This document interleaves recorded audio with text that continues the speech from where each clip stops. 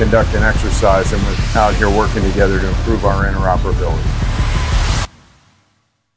Ang United Kingdom ay isa sa pinakamalakas na nasyon sa buong mundo. At kung ating makikita ang background ng bansang United Kingdom ay ito ay isang bansa ng Europa na talaga namang dominante sa panahon ng World War I at World War II. At tila baga naghahanda ngayon ang United Kingdom para sa posible na bakbakan sa buong mundo sa panahon ng World War III. Atin itong pag-usapan, mga kaibigan.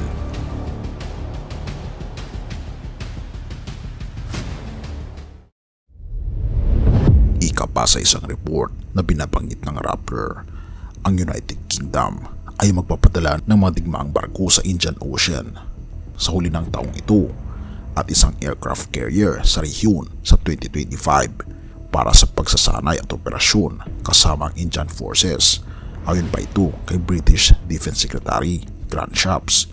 Sinabi ni Shapps na dadalawin ng Royal Navy's Littoral Response Group ang Indian Ocean Region ngayong taon at ang kanilang Carrier Strike Group sa susunod na taon. Walang alinlangan na ang mundo ay patuloy na lumalaban, kaya't mahalaga na ipagpatuloy natin ang pagpapatibay ng ating strategic relationships sa mga pangunahing kasamahan tulad ng India. Sabi pa ni Shapps sa isang pahayag habang bumibisita ang kanyang Indian counterpart na si Rajnath Singh sa Britain, na kung ating mapapansin, ang India ay isa sa mga pinakamahalaga na lugar, partikular sa Indian Ocean, bilang strategic na lugar ng mga digmaan kontra sa mga Soviet katulad ng China at Russia. Magkasama tayong humaharap sa parehong mga hamon sa seguridad at matibay ang ating pangako na mapanatilang isang malayap na unlad na Indo-Pacific. Ito'y ayon pa sa British Ministry of Defense na sila daw ay maglulunsad ng isang komplikado na joint military exercises kasama ang India at Britain sa mga darating na taon. Kaya nga naman mapapansin natin na ang India ay isa sa mga kinatatakutan ng China dahil ito sa napakalaki ng ambag ng India sa mga pagdala ng mga produkto na pangkalakal ng China.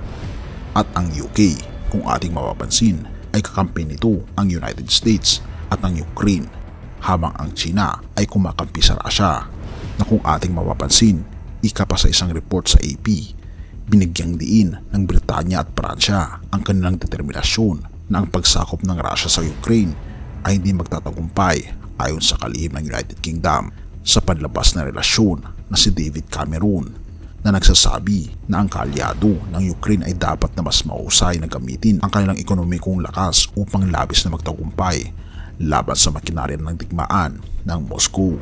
At ang panibagong pangatwiran mula kay UK Foreign Secretary David Cameron at ang Pranses na kaparehong si Catherine Colonna na hindi maaring gantimpalaan ang Russia para sa kanilang agresyon ay dumating habang ang tulong sa panahon ng digmaan mula sa pinakamalaking taga-suporta ng militar ng Ukraine, ang Estados Unidos, ay nagiging mahina. Sa Estados Unidos, ang tulong para sa Ukraine ay nadadawit sa pambansang politika. Ang pagtangka ni Pangulong Joe Biden na makuha ang bilyong-bilyong dolyar na pondo para sa pagpapalakas ng tulong sa panahon ng digmaan ay naipit sa Kongreso. Ang European Union at ang 27 nitong mga miyembro ay nagpadala ng $91 billion para sa pinansyal, militar, humanitarian at tulong sa mga refugee sa panahon ng digmaan. Ngunit may mga pag-aaway sila hinggil sa kanilang sunod-sunod na tinakdang halagang ibibigay, na kung ating mapapansin, ang United States of America at United Kingdom, kabilang na ang Pransya, India, ay malalaking mga bansa na pinapalakas nito ang alyansa kontra sa mga Soviets at komunist na mga bansa katulad ng North Korea, China at Russia. Ngunit ipanalangin natin na nawa ay hindi matuloy ang bakbakang ito. Mga taga-Efeso 2 verse 17, na parito nga si Kristo at ipinangaral niya sa lahat ng magandang balita ng kapayapaan sa inyong mga hintil at sa inyong mga Hudyo. Kaibigan, naparito ang ating Panginoong Kristo para sa kapayapaan, na nawa panatilihin natin ang presensya ng ating Panginoong Jesus sa ating mga puso at manatili ang kapayapaan Bagaman magulo ang ating mundo, ay matitiyak natin ang kapayapaan sa presensya ng ating Panginoong Jesucristo. Purihin ang ating Panginoong Diyos at salamat kaibigan sa iyong panonood. Tayo manalangin. Ama naming Banal, mga Panginoon naming Diyos, kami po'y lubos na nagpapasalamat sa inyo sa kapayapaan na binibigay niyo sa amin, na kayo po'y pumunta minsan dito sa lupa upang sa ganun, Panginoon, ay ibigay ang kapayapaan sa bawat isa, sa bawat nasyon, uri, wika at kulay. Salamat, Panginoon, sa inyo pong pagmamahal sa aming mga taong anak po ninyo na may katiyakan ng kapayapaan.